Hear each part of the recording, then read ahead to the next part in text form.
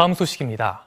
3대 특검의 수사를 이어갈 2차 종합특검의 특별검사로 조국혁신당이 추천한 권창영 변호사가 임명됐지요. 여당이 추천한 특수부 검사 출신이 아니라 야당이 추천한 판사 출신 후보자를 대통령이 골랐다는 점에서 의아스럽다는 반응이 나왔는데요. 그 과정에서 이재명 대통령이 민주당의 후보자 추천에 대해 강한 유감을 표명하는 것으로 확인됐습니다. 정상빈 기자가 단독 취재했습니다. 이틀 전 이재명 대통령은 이른바 2차 종합특별검사로 판사 출신의 권창영 변호사를 임명했습니다.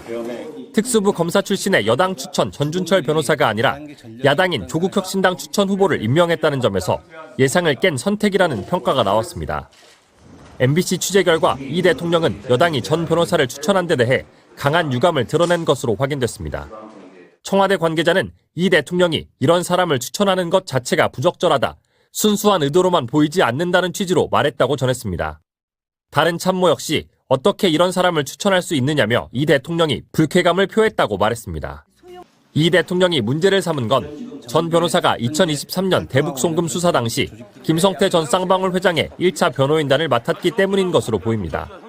김 전 회장은 태국에서 압송된 뒤 수원지검에서 구속 상태로 술과 연어회를 먹으며 이화영 전 경기도 평화부지사에게 이 대통령에게 불리하게 진술하라고 회유한 혐의로 수사를 받고 있습니다.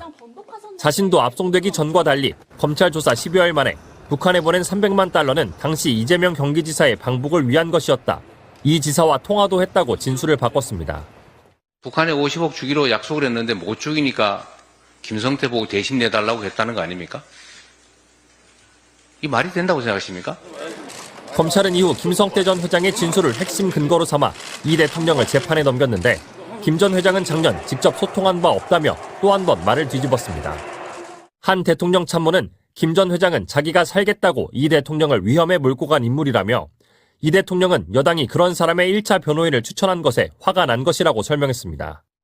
후보 추천 과정에는 정청래 대표와 가까운 것으로 알려진 검찰 출신의 당 지도부가 적극 관여한 것으로 파악됐는데 여당 내에서도 비판의 목소리가 나왔습니다.